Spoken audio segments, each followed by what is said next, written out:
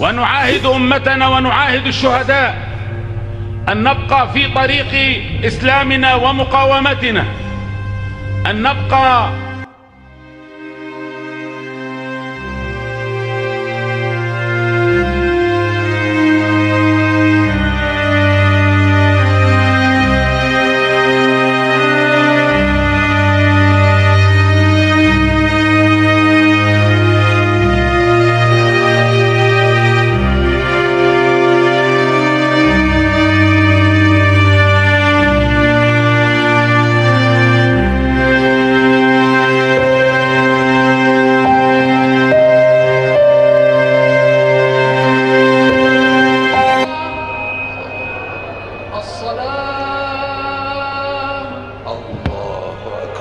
الله أكبر. أشهد أن لا إله إلا الله وحده لا شريك له له على الدين كله بكفى بالله شهيدا.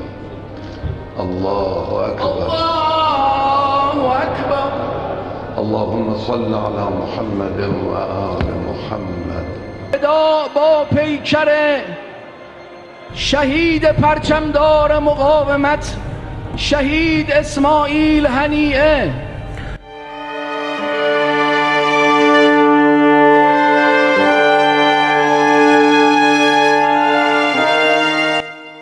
لاله میسوزیم ما همان دست پاک دیروزیم، چون به تشریف خود عمل کردیم روز فتح و شکست.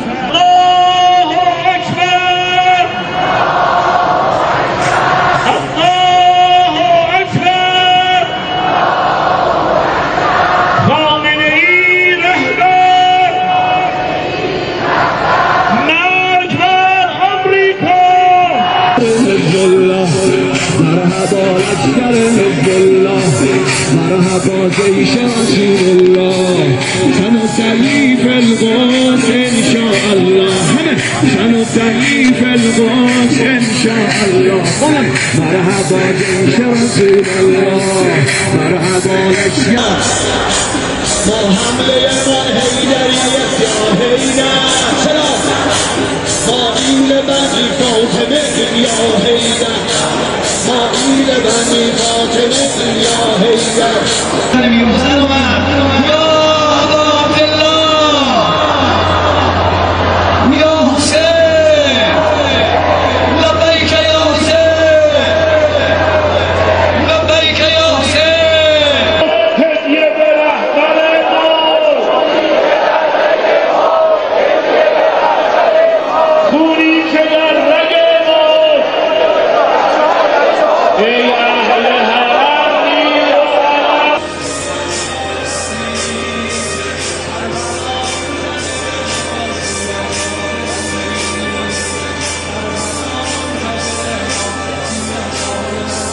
با صهیونی یا حیدر، ما در یالان با حسین معروفیم یا حیدر.